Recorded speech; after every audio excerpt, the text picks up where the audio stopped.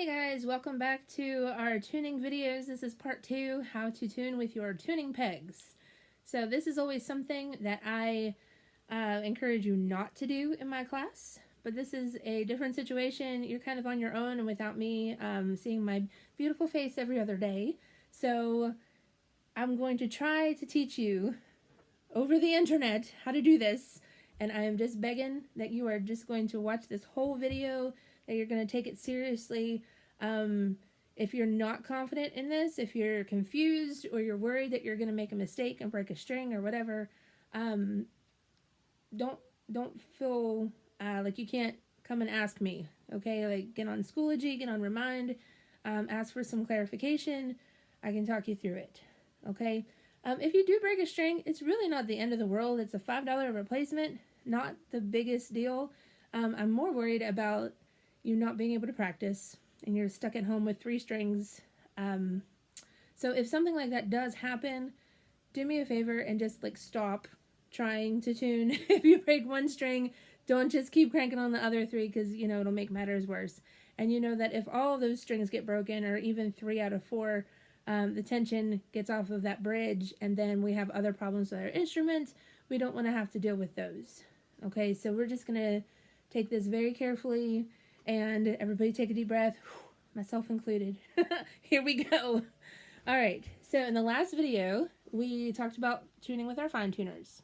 Okay, sometimes we are so out of tune that the strings are actually kind of floppy. They're not gonna be fixed with the small little adjustments that a fine tuner will make. Okay, so we're gonna have to use these pegs. So a couple of things. A small adjustment on your pegs is going to make a big difference. I'm going to show you on the A string, okay? Oh no, that's the C string. Oops. Right here, the A string, okay? So I'm going to do this. I was looking at it backwards. Anyway, so here's my A string peg. How you know is you follow that A string right up to the peg box, and it's wrapped around this peg right here. Watch how much I turn. It's not going to be very much, and I'm going to pluck while I do it. That's like half a turn. That's like almost nothing, okay? And I can see that my string, I can put my finger under it. It's really floppy now, okay? So in order to bring it back to the pitch, first what you want to do is find that app that I talked about in the last video. This is Instuner, and it's all coming up white on my screen. I hope you can see that a little better. And you want to do the tone generator. This part over here in blue. And then, let's see, I'm doing an A. Do you hear that A? Let me turn my phone up. That's what you want, okay? Or you should probably do A4. That was A5. That's an octave higher. That's too high. Okay, so we want to try to match this pitch. So, I'm going to pluck and turn, pluck and turn, little by little, and try to match this pitch like this.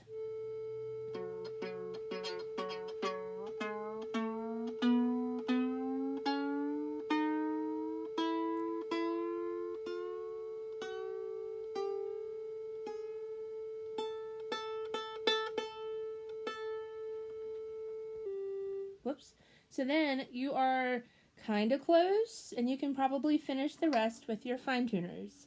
Okay, you don't need to get it perfectly with your pegs, just a little bit at a time, okay? So that's what you do. And whenever you are turning this peg, you also want to push in. If you even want to put one hand here so you can push against it, that's probably a good practice. You'll notice that I'm holding this with the strings facing away from me. I know that's a little awkward to do, and it's probably easier to turn it around, but the thing about it is if you go too tight and those strings get super tight, they could pop. And if you've got it right here in your eyeball, then it will hurt, and you'll probably go blind. Let's not do that. Okay, so we're going to have the strings facing away from us. See, this is why I wanted you to watch the whole video before you started. See? I'm saving your eye vision. Alright, so I've got that kind of close. I can probably get the rest of my fine tuners. Boom, got it. Okay, so now here is my D string. That is way too low. And here's the thing, it's only a little bit too low, but I can't use my fine tuner because it's all screwed in already. Okay, so like I said in the last video, they're just like screws. They screw in and out, and if it's screwed in all the way, you can't go any further. Don't try to force it either, because then your fine tuner will get stuck. Okay, and then we'll have a hard time getting it back out. So whenever it's screwed all the way in like this, here's what you got to do. First, you have to unscrew it. Not all the way, just to give yourself some space. So unscrewing. All right, so now it's kind of like at the same height as my others, and I've got some room that I can work with. I can go and make the pitch lower. I can make it higher. I've got room to work. Okay, but now I just made that D string really, really low. Okay, on my tuning app, it shows that it's a B, almost a C. Okay, so I need it to be a D, which means I'm going to tune up.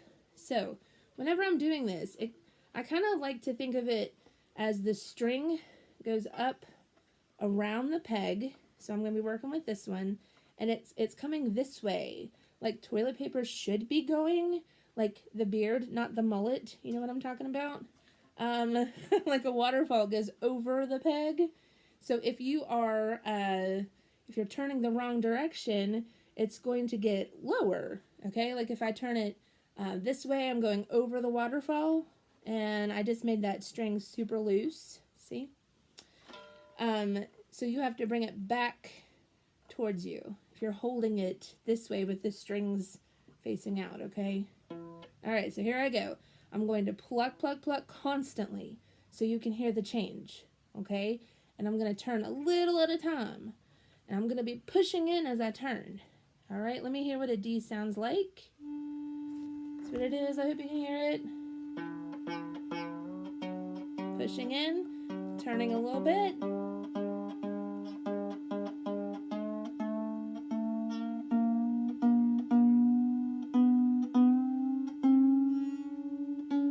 There. Did you hear it match up like that?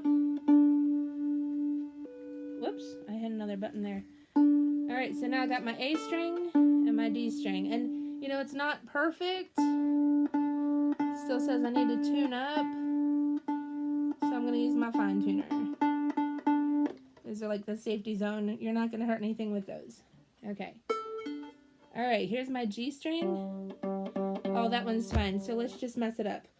All right, so I follow my G. This is a viola, by the way.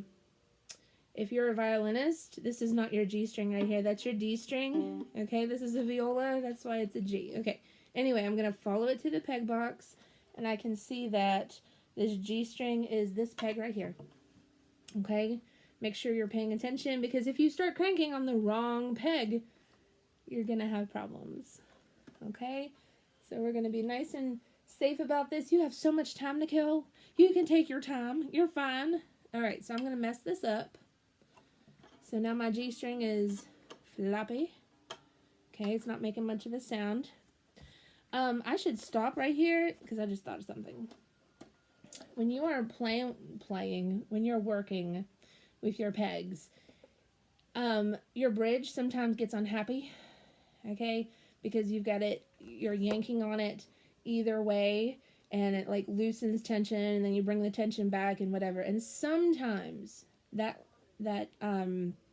bridge is going to start to lean, like it's going to start going this way. But I want you to look at the feet, like right where the bridge meets the actual instrument. Okay, and if it starts to go one way or the other, stop what you're doing, okay, and you just straighten it up. Watch what I'm going to do. I'm going to lean it up against my chest, and right here the scroll is on a table. You can't see that in the frame, okay, but I'm just going to take my little pinchers and just adjust it one way or the other. Okay, it'll move. Don't do that unless you absolutely have to, okay, but make sure you have firm, even pressure, Don't be a wimp about it, because if you just nudge it a little bit, it'll fly off, okay? But firm, even pressure, you can probably even get mom or dad to do this. It's not that scary, okay? Or call me, and I'll talk them through it, okay? All right, here we go. We got that floppy G, right? We're going to hear what our G sounds like on our chromatic tuner. Again, instrument tuner, INS tuner, or if you don't have an Apple or you're using something else, any chromatic tuner can work. If you know the keys on a piano, you can even hit the key on the piano and try to match it that way, okay? Your piano might not be in tune, but it might be better than this, okay? So here we go. Here's my G. All right, this is the peg I'm working with. I'm going to push in and pluck. Push in and pluck. Starting to sound like something.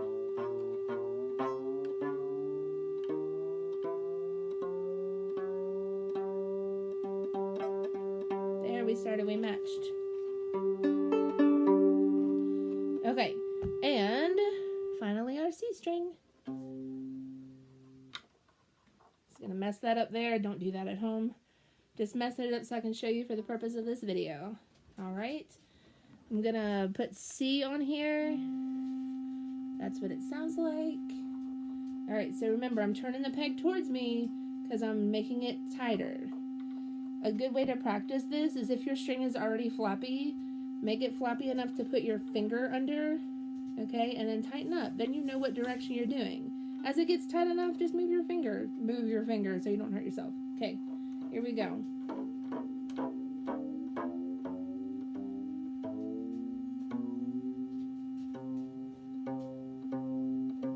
There, it's the same. Okay, I'm not entirely in tune.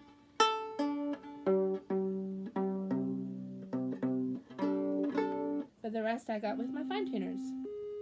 Oops, hitting all kinds of buttons. Okay, so that, I believe, is just it. Just one quick word about upright basses. Basses, you actually have fine tuners built into your scroll.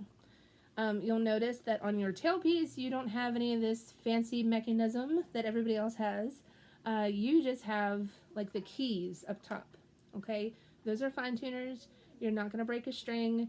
I mean, for you to break a bass string, you would probably have to be cranking on that thing all day long. Okay, so use your tuning app. Basses hardly ever go out of tune so badly that you need to, like, adjust very much.